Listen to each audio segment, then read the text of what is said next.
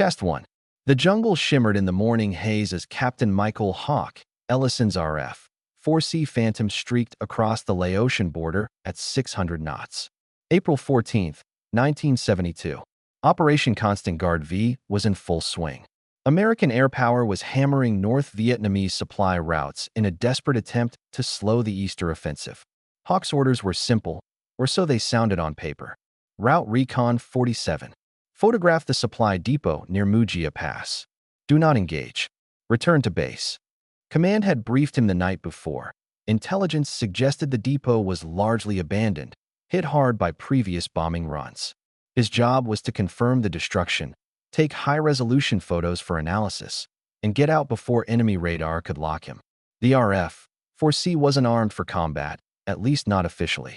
It carried cameras instead of guns, lenses instead of missiles. Its strength lay in speed and stealth, not firepower. That suited Hawk fine. He'd flown 97 missions over Southeast Asia, surviving SAM belts, flak curtains, and MiG ambushes that killed younger, less careful pilots. He knew how to stay alive and how to follow orders. But as the Phantom crossed over the ridgeline and the valley opened beneath him, his stomach tightened. The depot below wasn't empty. Instead of craters and twisted trucks, he saw movement. Convoys of fuel trucks, rows of camouflaged tanks, stacks of crates being unloaded by hundreds of soldiers. Fresh tire marks cut through the mud. Even from 8,000 feet, he could see the shimmer of anti-aircraft gun barrels catching the morning sun. Then he saw the real problem. 6 long-range SA-2 guideline missile launchers, freshly installed, their radar dishes turning like predatory eyes. They weren't abandoned. They were ready. Hawk's pulse spiked. Those missiles could reach B-52s cruising miles away. And 2 hours from now, a strike package of 20 B-52DS was scheduled to pass directly over this valley on their way to hit the Tan Hoa rail yard. If these SAMs went active, they'd carve the bombers out of the sky. He switched to the backseat intercom. "Tommy, you seeing this?" His navigator, First Lieutenant Tom Briggs, leaned over his scope. "Jesus Christ, those aren't decoys. They're loading fuel cells." Command said this site was dead. They both knew what this meant. Their mission was to observe and report, not fight. The proper procedure was to radio the coordinates to command, return to Udorn Royal Thai Air Base, and let a strike force handle it. But the B-52s were already airborne. By the time the intel reached Saigon, got analyzed, approved, tasked, briefed, and the strike launched, hours would be gone.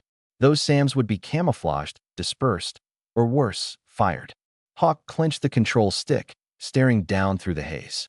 6 missile launchers, dozens of fuel trucks, hundreds of men. He thought about the 20 B-52 crews, 200 men, flying right into this trap. If he followed orders, they'd die. If he didn't, he might. He checked his stores. Officially, his Phantom carried only cameras, but unofficially, it also held a pair of Mk-82 500-pound bombs on an emergency pylon for self-defense. That was the polite fiction intelligence used when recon pilots had to improvise. Briggs saw the glance. "You're not thinking what I think you're thinking." "I am," Hawk said. "You're out of your damn mind. We're not strike. We're unarmed. We've got 2 bombs and a couple of flares. That's all we need. They'll blow us out of the sky. Then they'll do it to the bombers anyway. Pick your funeral." For a long moment, the only sound was the roar of the twin J-79 engines and the faint beep of radar warning receivers picking up distant pings. Hawk's gloved thumb hovered over the arm switch. He knew the risks. Low-level attack meant flying straight into a hornet's nest of 23mm and 37mm flak. The SA-2s would have radar coverage across the entire valley. One lock, one missile, and it was over. But the math didn't lie. The bombers were due in 90 minutes. He could end the threat right now, or let 200 men die because he followed procedure. Hawk made his choice. He flipped the master arm switch on. Chest 2. The cockpit lights glowed red. "All right, Tommy. We're going in. You're insane." "Yeah, but maybe alive." He rolled the Phantom into a shallow dive, engines screaming as the jungle rushed up to meet them. At 5,000 feet, the radar warning receiver went wild. Soviet-built, fan song, radar had locked them. A shrill tone filled the cockpit. "Missile lock," Briggs shouted. "I see it." Hawk snapped, rolling hard left. A white plume erupted from the valley. An SA-2 climbing fast, contrail spiraling into the blue. Hawk yanked the stick, diving low into the valley floor, flares popping like fireworks behind them.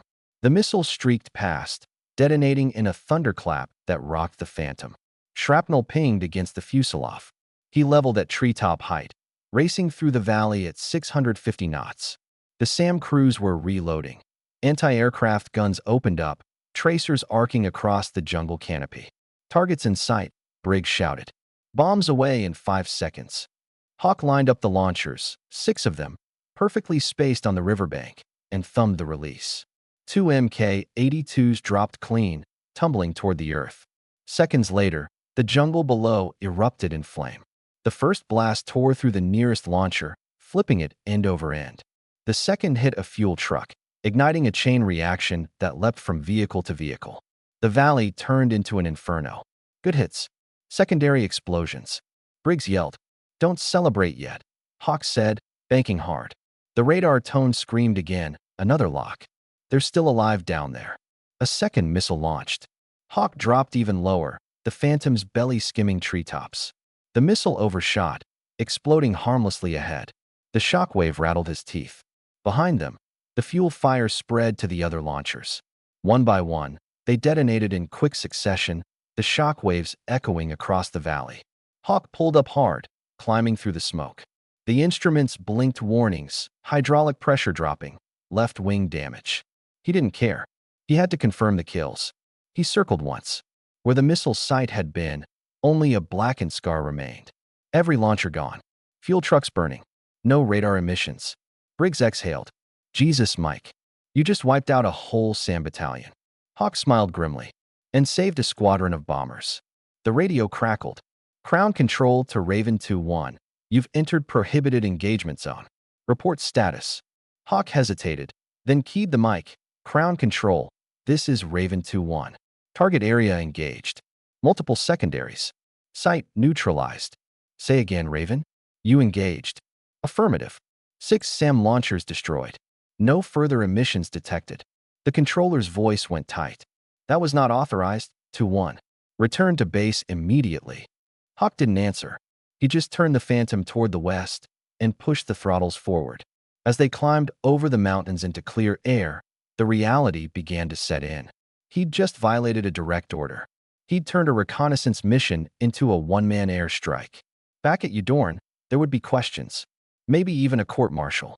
But below them, the valley still burned.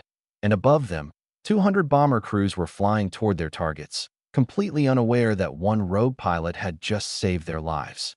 The RF-4C limped down onto the runway at Udorn Royal Thai Air Base just after 1400 hours. Its landing gear screeched, one tire blown from shrapnel, the nose cone scorched black from the near miss. When the engines finally spooled down, the sudden silence was almost deafening. Hawk sat in the cockpit for a long moment, sweat cooling on his neck. His hands were still trembling, adrenaline fading to exhaustion. Beside him, Tom Briggs exhaled, ripping off his oxygen mask. "We made it," he muttered, disbelief in his voice. "I can't believe we made it." They both knew what came next. The maintenance crews swarmed the Phantom, staring at the damage. One of them whistled. "What the hell did you guys hit out there? You look like you flew through a fireworks show." Hawk didn't answer. He climbed down the ladder and found himself face to face with Colonel Arthur McKean, his squadron commander. McKean's eyes swept over the wrecked aircraft, then fixed on Hawk. "Captain Ellison," he said quietly, "you want to tell me why a reconnaissance jet came back looking like it survived World War III?" Hawk saluted, jaw tight.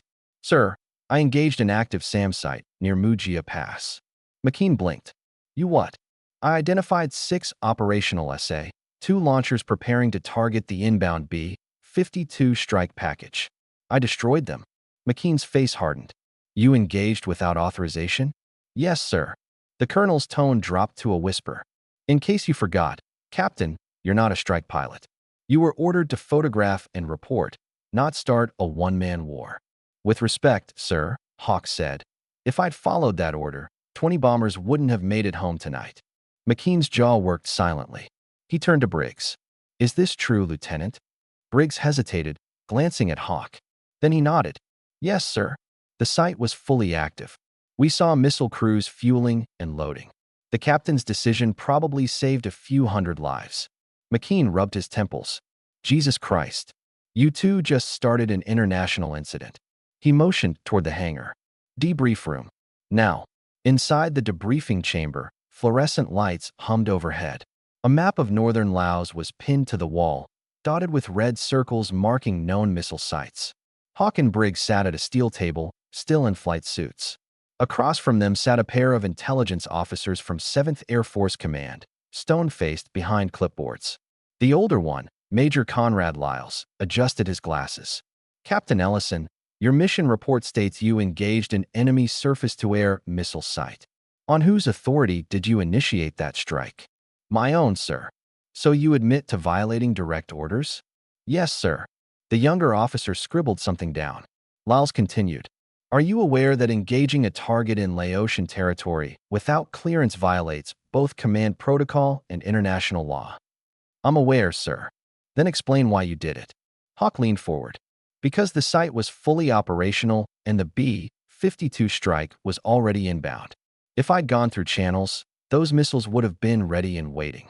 I didn't have time for bureaucracy. Lyles frowned. That's not your call to make. With respect, sir, it was someone's call. I was the only one there. The room fell silent. The only sound was the whir of the ceiling fan. Lyles finally sighed and exchanged a look with the younger officer. You realize what you did could have triggered a diplomatic nightmare. Those SAMs were installed in a region we weren't supposed to be flying combat sorties in. I didn't choose the coordinates, Hawk said quietly. Command did. McKean, who had been standing in the corner, finally spoke. You're damn lucky you're not dead, Captain. But you're even luckier that every single one of those bombers returned without a scratch. He turned to the intelligence officers. Can we confirm the kill assessment? Lyles nodded reluctantly. Aerial surveillance confirms multiple secondary explosions and total radar silence from the site. The strike package passed through the area 90 minutes later. No missile launches detected. McKean looked back at Hawk. So let me get this straight. You went off mission, bombed a site you weren't supposed to touch, and in the process saved 200 airmen. Yes, sir. McKean snorted softly. Well, hell, that's the kind of insubordination I can live with. The investigation dragged on for 2 weeks. Every day, Hawk and Briggs were summoned to answer new questions about the ordnance loadout, about whether they'd falsified their mission profile, about why command wasn't notified sooner. Paperwork stacked high, each page stamped classified. Rumors spread fast across the base. Some called Hawk a hero. Others called him reckless. A few whispered that the Air Force brass was going to make an example out of him to avoid political fallout. One night in the officers' club, a pair of F-105 Thud pilots raised their glasses when Hawk walked in. Here's to the guy who nuked an entire SAM farm with a recon jet, one shouted. Laughter rippled through the room. Hawk smiled politely, but his mind was elsewhere. Every time he closed his eyes, he saw the valley, the fireballs, the missile trails, the faces of the men on the ground. The line between heroism and insanity felt thinner every day. Then, on the 15th day, he was summoned to command headquarters. He entered a dimly lit conference room. A general stood at the head of the table, Major General Hal Atwater, commander of the 432nd Tactical Reconnaissance Wing. His uniform was immaculate, his expression unreadable. Captain Ellison, he said, gesturing to a chair. Sit. Hawk obeyed. Atwater flipped open a folder. I've read every report, every debrief, every radar log from your little adventure over Mujia Pass.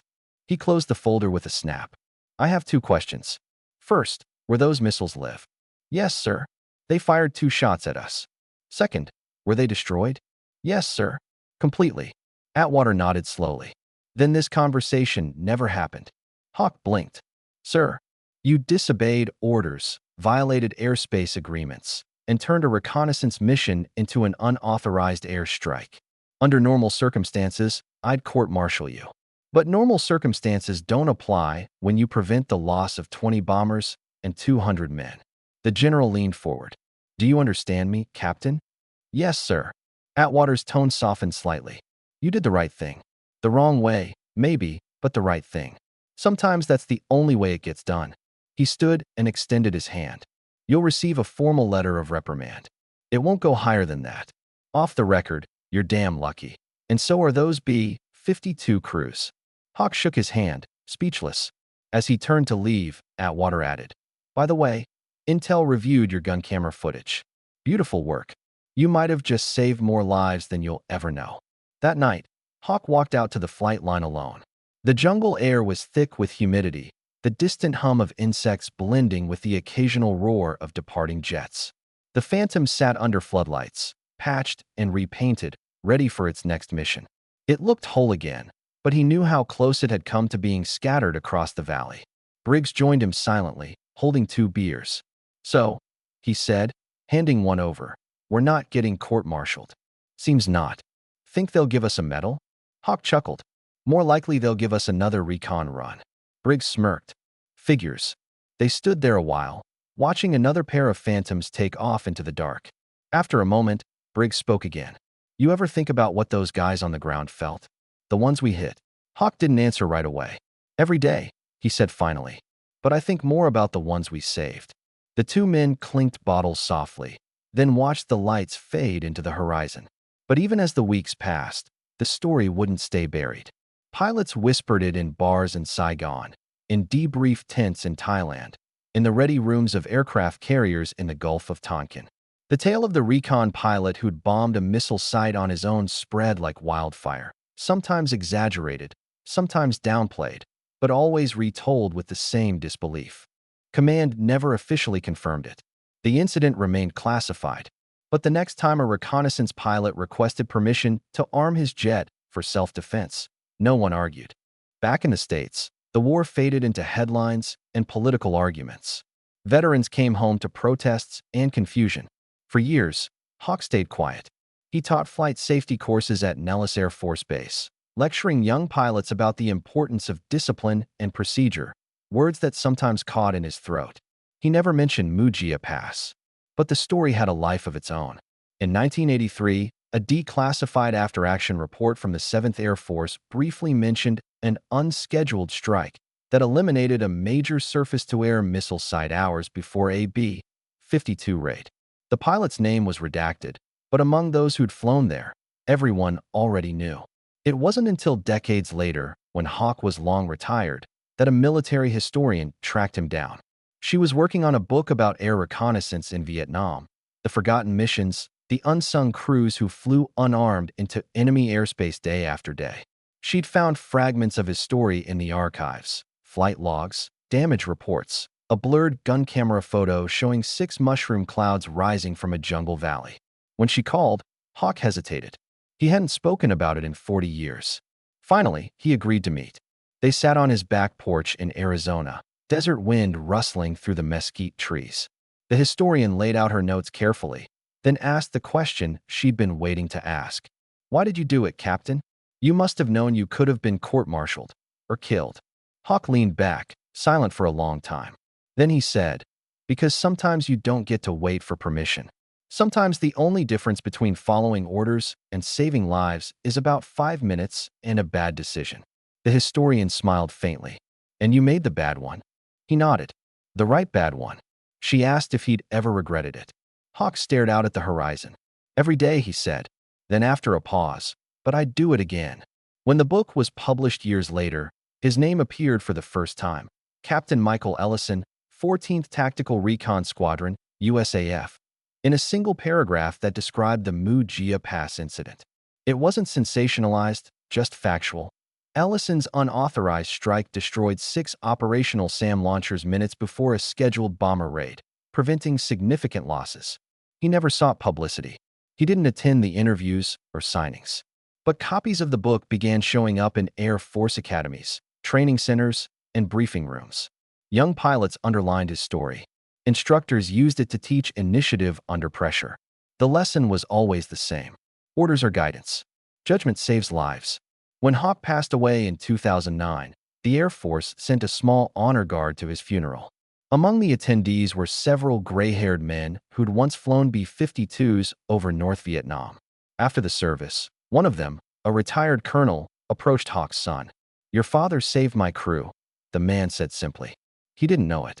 We didn't know it at the time. But he did. Then he saluted and walked away. In the years that followed, his story became part of Air Force legend. Not an official citation, not a headline, but a quiet example passed from one generation of pilots to the next. At Nellis, a small plaque appeared in the training wing. Captain Michael Hawk Ellison, RF, 4C Phantom II, 14th TRS. When orders said to photograph, he chose to fight. 6 enemy launchers destroyed. Countless lives saved. April 14th, 1972, Mujia Pass. No medals, no grand ceremony. Just a reminder that sometimes the line between defiance and duty is drawn in smoke and fire. Military scholars still debate his decision. Some call it reckless, an unnecessary risk that could have escalated the war. Others call it a masterpiece of tactical instinct, proof that real courage isn't about obeying orders, but understanding when to break them. But those who've been under fire know better. They know the split-second moment when you stop thinking and start deciding. When the weight of command isn't in a briefing room, but in the cockpit, with the world burning beneath you. Ellison didn't save the war. He didn't change history. But for the men flying above that valley, on that single day in April 1972, he was history. 1 jet, 2 bombs, 6 launchers, and a decision that no manual could teach. The historian who'd interviewed him wrote in her epilogue, "The mission at Mujia Pass exemplified the paradox of military obedience, that sometimes the truest act of loyalty is disobedience." Captain Ellison broke every rule, yet fulfilled his mission more completely than anyone could have ordered him to. War punishes hesitation, rewards initiative, and buries the difference under medals and reprimands alike. Ellison's story endures not because he disobeyed, but because he understood why. In the flight schools today, they still show the black and white footage from his gun camera. 6 white flashes bloom across a jungle valley. Then silence. The instructor turns to the room full of young pilots and says, he was told to take pictures. He chose to take action. And somewhere, in that quiet between orders and instinct, Captain Michael Hawk Ellison still flies, low, fast, and defiant, through the smoke of Mujia Pass.